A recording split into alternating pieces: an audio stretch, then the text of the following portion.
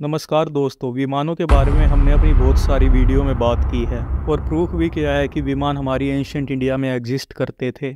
इस वीडियो में हम बात करेंगे टॉप 5 विमानों के बारे में जो एंशिएंट इंडिया में एग्जिस्ट करते थे। नंबर 5 पर आता है पुष्पक विमान। दोस्तों, पुष्पक विमान के सबूत हमको रामायण में मिलते हैं। बताया जाता है कि रावण सीता माता को पुष्पक विमान में ही लंका लेकर आया था, लेकिन पुष्पक विमान रावण के लिए नहीं बनाया गया था, बल्कि पुष्पक विमान विश्वकर्मा ने बनाया था ब्रह्मा जी के लिए, और ब्रह्मा जी ने इस विमान को कुबेर को सौंप दिया था। और बाद में रावण कुबेर पर हमला कर देता है और कुबेर को हरा देता है और कुबेर से उनका पुष्पक विमान छीन लिया जाता है। बताया जाता है कि पुष्पक विमान को स्टार्ट करने से पहले एक मंत्र बोला जाता था, उसी के बाद पुष्पक विमान स्टार्ट होता था। पुष्पक विमान के बारे में एक खास बात थी, जितने भी लोग पुष्पक विमान में बैठते थे उतना ही पुष्पक विमान का साइज बड़ा होता जाता था। मतलब इस विमान में स्पेस की कोई कमी नहीं थी। जब श्री राम रावण को मार देते हैं तो पुष्पक विमान से ही अयोध्या वापस जाते हैं। और दोस्तों, इसके बाद हमको सबूत मिलते हैं कि पुष्पक विमान में ऑटो पायलट नाम का भी फीचर है। जब श्री राम अयोध्या पहुंच जाते हैं तो पुष्पक विमान को ऑर्डर देते हैं कि वो कुबेर के पास वापस लौट जाए, और उसके बाद ये विमान खुद उड़कर कुबेर के पास वापस चला जाता है। दोस्तों, नंबर 4 पर आता है गुरखा विमान, और इस विमान के सबूत हमको मिलते हैं महाभारत में, और इस विमान के साथ साथ हमको प्रूफ मिलते हैं न्यूक्लियर एक्सप्लोजन के एंशिएंट इंडिया में। हमने पहले भी बात करी थी गुरखा विमान के बारे में हमारी मोहनजोदारो की वीडियो में, तो दोस्तों मैं उसी वीडियो से एक क्लिप अटैच कर रहा हूँ। उसमें लिखा हुआ है कि गोरखा नाम के एक तेज और शक्तिशाली विमान ने उड़ते हुए नीचे एक रॉकेट फेंका। उसके नीचे गिरते ही धुएं और आग का एक स्तंभ बन गया। उसकी रोशनी 10,000 सूरज जितनी तेज थी। वह एक अज्ञात हथियार था, मृत्यु का एक विशाल दूत जो राख में तब्दील हो गया। लोगों की लाशें इतनी जली हुई थी कि वो पहचानने लायक नहीं थी। लोगों के बाल और नाखून झड़ गए थे। सारे मिट्टी के बर्तन टूट गए थे। सैनिक अपनी जान बचाने के लिए पानी में कूद गए। पूरी धरती कांप उठी थी। इस अस्त्र की भयानक प्रचंड गर्मी से सब कुछ झुलस गया। सारे हाथी आग की लपटों में गिर गए और इधर उधर भागने लगे। बाकी जानवर जमीन पर गिर गए और मर गए। दोस्तों, क्या इन बातों से साफ पता नहीं चलता कि यहाँ पर न्यूक्लियर एक्सप्लोजन की बात हो रही है? दोस्तों, ये सब सुनने के बाद हमें साफ पता चलता है कि यहाँ पर बात हो रही है गुरखा नाम के विमान की और न्यूक्लियर एक्सप्लोजन की। और गुरखा विमान इस बात का सबूत है कि एंशिएंट इंडिया में एरियल बैटल होती आई हैं, और प्राचीन भारत में कुछ ऐसे विमान मौजूद थे जिनमें एडवांस मिसाइल्स थी और एटॉमिक बॉम्ब जो पूरी सभ्यता को खत्म कर सकते थे। और दोस्तों, मोहनजोदारो में आज भी रेडियो एक्टिव स्केलेटन्स पाए जाते हैं, तो क्या हो सकता है कि वो गुरखा नाम का ही विमान हो और महाभारत में मोहनजोदारो की ही बात हो रही हो। दोस्तों, तीसरे नंबर पर आता है त्रिपुरा विमान, और इसको भगवान शिव जी का विमान बताया जाता है, और ये हवा से भी तेज उड़ सकता है। यह विमान देखने में 3 मंजिल जितना बड़ा है, तभी इसका नाम त्रिपुरा पड़ा। त्रि का मतलब होता है 3 और पुरा का मतलब होता है मंजिल।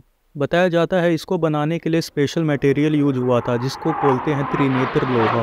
त्रिनेत्र लोहा के बारे में बताया जाता है कि ये डायमंड की तरह चमकता है और डायमंड से भी ज़्यादा स्ट्रॉन्ग होता है, पर यह वजन में कॉटन से भी हल्का होता है, और यह लोहा जल या पिघल नहीं सकता चाहे जितना भी टेम्परेचर हो। और यह विमान सोलर पावर से चलता है। इस विमान की एक खास बात है, ये सोलर रेज में से डार्क कंटेंट को खींच लेता है और बाद में यही सेम डार्क कंटेंट विमान को गायब होने में मदद करता है, जो इस विमान को दुश्मनों से बचाता है। और इस चीज़ को गुड बोला जाता है, जिसका मतलब होता है एबिलिटी टू डिसअपीयर। त्रिपुरा विमान के बारे में एक और बात बताई जाती है कि त्रिपुरा विमान आसमान में तो उड़ ही सकता था, पर उसी के साथ वो बोट की तरह पानी में भी तैर सकता था और वो ज़मीन पर भी चल सकता था। मतलब ये नीड के अकॉर्डिंग अपना शेप और स्ट्रक्चर बदल सकता था। और बहुत सारे लोग बताते हैं कि कैलाश पर्वत पर भगवान शिव का वास है, और वहाँ पर एक ऐसा स्पेसक्राफ्ट खड़ा हुआ है जो एक डायमेंशन से दूसरे डायमेंशन में जाता है। तो क्या इस बात की पॉसिबिलिटी है कि वो स्पेसक्राफ्ट त्रिपुरा ही हो? क्योंकि त्रिपुरा विमान में गायब होने की एबिलिटी है, तो हो सकता है कि ये विमान उड़ता हो कैलाश पर्वत पर हमको कभी दिखाई ना देता हो। और इस बात की प्रोबेबिलिटी बहुत हाई है, क्योंकि लोगों को बहुत बार फ्लाइंग ऑब्जेक्ट्स दिखाई दिए हैं कैलाश पर्वत के ऊपर। दोस्तों, दूसरे नंबर पर आता है रुकमा विमान। रुकमा विमान के बारे में वैमानिक शास्त्र में लिखा हुआ है। रुकमा विमाना के बारे में बताया जाता है कि रुकमा विमान मरकरी इंजन से चलता था। और दोस्तों, जिन लोगों को नहीं पता, आज के टाइम में नासा भी एक ऐसा विमान बना रहा है जो मरकरी इंजन से चलेगा, और वो देखने में एग्जैक्टली रुकमा विमान जैसा है। मरकरी की एक प्रॉपर्टी होती है, मरकरी को हम जितना भी हीट करेंगे वो उतना हल्का होगा और ऊपर आएगा। उदाहरण के तौर पर थर्मामीटर। इन विमानों के इंजन में जो मरकरी होता था वो एक पर्टिकुलर टाइम तक गर्म होता था, और जैसे ही ये मरकरी इंजन पर्टिकुलर टाइम तक गर्म हो जाता था वो एकदम से इतना प्रेशर रिलीज करता था कि वो सीधा आसमान में उड़ जाता था और कुछ सेकंड में ही विमान आसमान में से गायब हो जाता था। इस बात से आप इसकी स्पीड का अंदाजा लगा सकते हैं। और दोस्तों अब ये सेम मरकरी इंजन नासा के साइंटिस्ट बना रहे हैं। तो दोस्तों चलते हैं अपने आखिरी विमान की तरफ। और दोस्तों हमारे आखिरी विमान का नाम है शोभ विमान, और इस विमान के सबूत हमको महाभारत में मिलते हैं। यह शोभ विमान मायासुर ने बनाया था और भगवान शिव ने राजा शाल को यह विमान दिया था वरदान के रूप में। इस विमान को लेने के बाद शाल द्वारका पर हमला कर देता है और द्वारका में चारों तरफ तबाही मचा देता है। बताया जाता है कि यह विमान लोहे से बना था और यह एक शहर जितना बड़ा था जिसमें बहुत सारी मिसाइल्स लगी हुई थी, और यह विमान कभी भी गायब हो सकता था।